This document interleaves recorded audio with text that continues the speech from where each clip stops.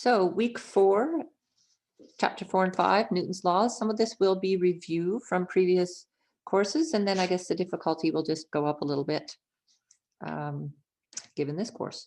Okay, so the first thing in chapter 4, it's all about free body diagrams.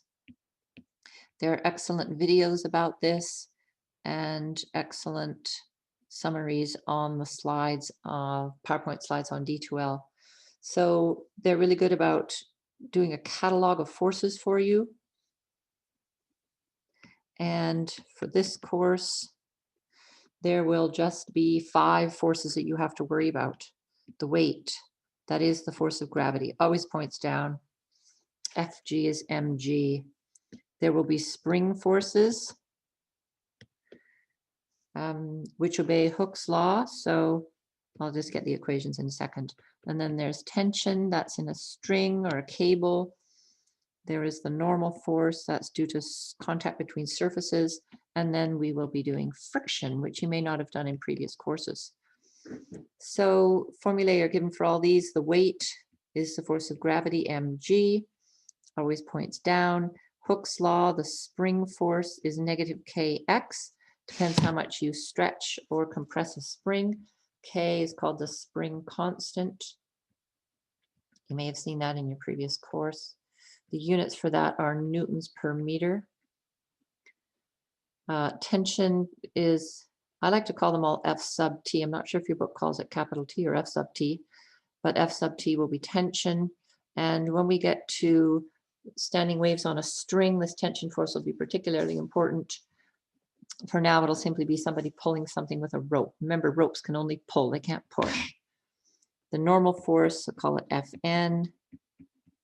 And the thing you have to remember about that, it is not necessarily equal to gravity. So for example, if you are on an incline, the normal force, perpendicular, always perpendicular to the surface, that's what normal means, perpendicular, that does not equal the force of gravity. The force of gravity is down here. And so in fact, the normal force equals the component of the force of gravity, Fg cos theta. And remember, we've got Fg sine theta down here. So the normal force on an incline is Fg cos theta. Okay. And then the last one there was friction. So the force of friction is determined by a coefficient and the normal force. Depending on whether you are sliding the object across a surface or it is static. So this S, this is for static coefficient of friction. It's a dimensionless number, empirically determined, which means they simply have to do experiments to figure this out. You can't calculate this. And those numbers will be given to you, or perhaps you will be asked them if you're given enough other information. So that's when this is no sliding. The kinetic coefficient of friction, that's when you have sliding.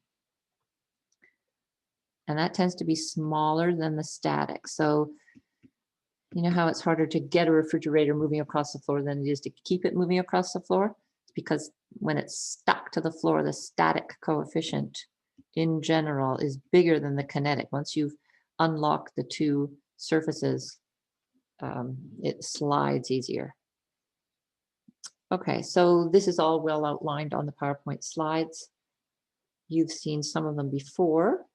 Newton's laws, the first, second, and third laws, or the first law is the law of inertia. Things will continue in motion at constant velocity unless acted on by a constant force. The second law is the only one that actually has an equation, F net equals m times a, so that's Newton's second law. And that's really what the whole chapter will be about, is applying this equation. And then the third law is the action-reaction. So for every action, there's an equal and opposite reaction. Now, the thing about the third law that's crucial, the action and reaction forces must be on different objects. You cannot have an action and a reaction on one object. Otherwise, they'd always cancel out and nothing could ever go anywhere. So all you have to do to figure out the action-reaction pairs of forces is switch the words around. So for example, if you're standing on the surface of the Earth, and the force of gravity acts on you. So you write down force of gravity. This is Earth pulls on you. That's what the force of gravity is from. That's the action. The reaction, just flip the words. Fg prime for a reaction is you pull on Earth. So as hard as the Earth is pulling you down to keep you on its surface, you are pulling the Earth up towards you. Now, your mass being so much smaller than the Earth's mass, if you jump off a table, your acceleration is significant. The Earth's acceleration will be up towards you, the Earth, and you accelerate towards one another, but the Earth is so massive that its acceleration is really negligible. Okay, lots of good videos about this. Videos about making free body diagrams, videos of examples, a lot of excellent, well laid out problems in the PowerPoints for you to look at as well. Definitely want to look at those. Some of the things you're going to encounter on Mastering Physics will be for equilibrium. Equilibrium means that the net force, in this case, we haven't done torque yet, so equilibrium here will be the net force is 0, which means that all the forces to the right will equal the forces to the left, and the forces that point up will equal the forces that point down.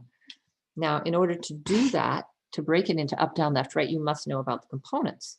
So for example, if we have a mass that's being held up by 2 ropes off at angles like this, force of tension 1, and force, and it'll be the same rope, say it goes through a loop or something here. It's still a force of tension 1. And then it has the force of gravity acting down on it. And the question is, what does the tension in the rope have to be if you're given this angle between the vertical and the rope, being the same on both sides?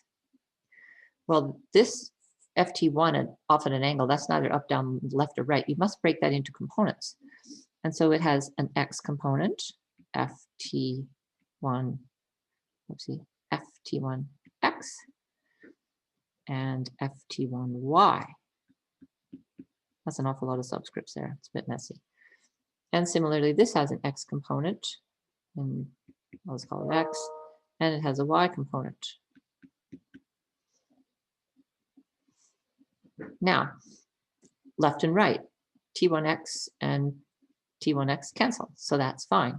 Left equals right. But now up and down, what we have up essentially is 2 components of that tension, which would be Ft cos theta and Ft cos theta.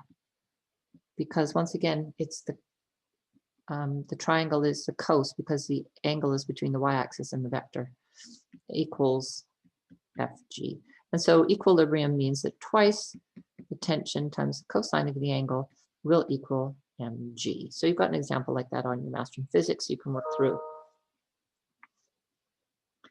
Okay, the next thing is the elevator. And the elevator questions talk about apparent weight. And what that means is the weight that a scale reads is not the force of gravity necessarily. It is the normal force. It's how hard the scale has to push against your body to hold you up. That's all the scale cares about. Now, if it's just sitting stationary, well, that will be your weight, mg. Remember, this is your true weight. That never changes. Whether you're in an elevator or you jump out a window or you're in a Ferris wheel or whatever you're doing, that's always the same. That's mg. But this normal, this is called your apparent weight because that's what the scale reads. And depending on what you do, you can make that different. Like if you put that scale on the bottom of your feet and then jump out a window, well, it's as you and the scale fall down, your apparent weight's going to be 0. Even though your true weight is still mg, your apparent weight would be 0. So what they do to get this to be interesting is they put you in an elevator and they have the elevator accelerating up or down. And the net force acting on you is up, the normal force, minus down, minus mg, the force of gravity. And that's equal to ma, your acceleration. And so the normal force is equal to mg plus ma. And this is your apparent weight. And so for these questions, you simply put in, this is the acceleration of the elevator, which is of course your acceleration too, because you're in the elevator. Now, if you're accelerating up, you put a positive number, and this apparent force is bigger than mg. If you're accelerating down, you put a negative number, and your apparent weight is less than mg. If you're not accelerating at all, and acceleration is 0, then your apparent weight equals mg. So it all depends what you're doing, whether you apparently read on the scale a bigger or smaller weight than your true weight. Okay, so those are good ones. You will then have problems, masses on an incline.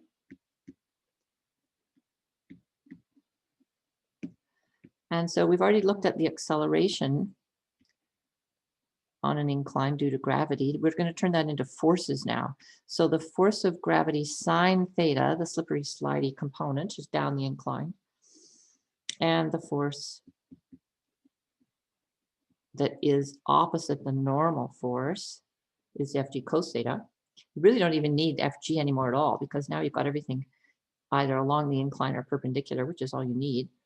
Now, if you're sliding down, the force of friction would be up, and the force of friction would be, if you're sliding, mu k Fn. So then it's mu k mg for gravity cos theta, because Fn is mg cos theta. Okay, so be careful when you're calculating forces of friction on inclines. It's mu k Fg cos theta. Whether you're going up or down doesn't really matter, but you do need to figure out whether friction is up or down depending on which way the block is moving. Okay, if the block were just stationary, this would be the static coefficient, and it would exactly balance Fg sine theta. But if it's sliding, it's usually less. Okay, so I think that's probably all you need to know for these two chapters.